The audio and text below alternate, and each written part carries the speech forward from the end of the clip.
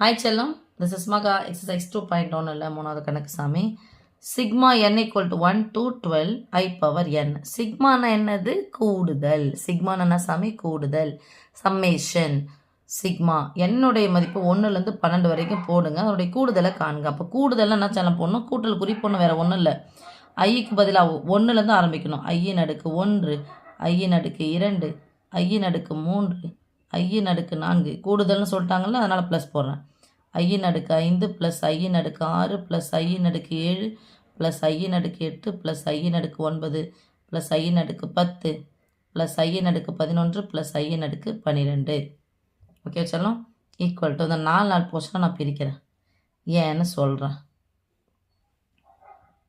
சரி, இதை பிரிக்கிறேன் சாமி. ஐயின் அடுக்கு 1 ஐ தான்.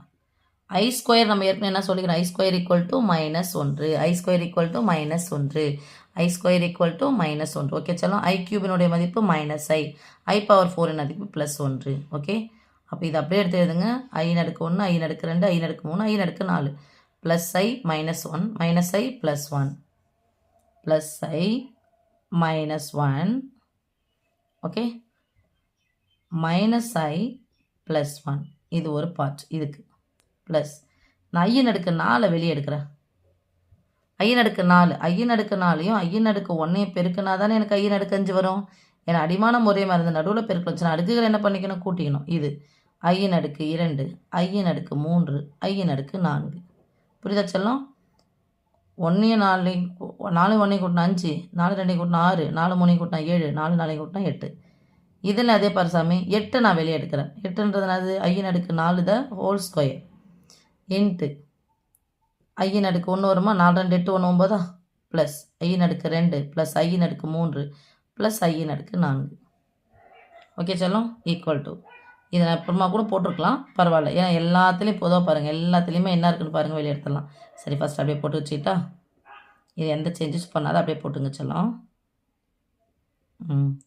இப்போ இதில் பாருங்கள், இது இது இது எல்லாமே ஒன்றா தான் இருக்குது. வெளியே எடுத்துட்டா, ஸோ ஐயின் அடுக்கு 1 ப்ளஸ் ஐயின் அடுக்கு 2 ப்ளஸ் ஐயின் அடுக்கு 3 ப்ளஸ் ஐயின் அடுக்கு 4. பொதுவாக எடுத்து என்ன பண்ணும்?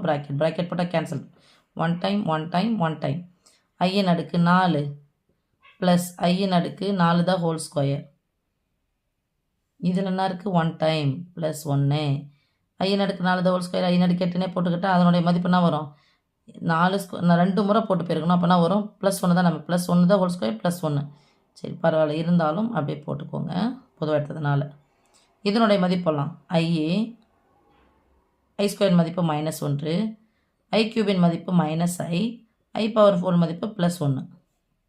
இங்கே 1 +1 +1 plus I -i cancel, +1 -1 cancel. Cancel ஆனால் அது கூட்டல் கழித்தல்ல 0. அப்போ 0 கூட எதை பெருக்கினாலும் நமக்கு என்ன தான் சாமி கிடைக்கும்? 0. ஓகே செல்லம். ஸோ இது மாதிரி வரும்போது காமனாக என்ன எடுக்கணுமோ அதை வெளியே எடுத்துகிட்டு இது பண்ணணும். ஓகே சாமி, தேங்க்யூ.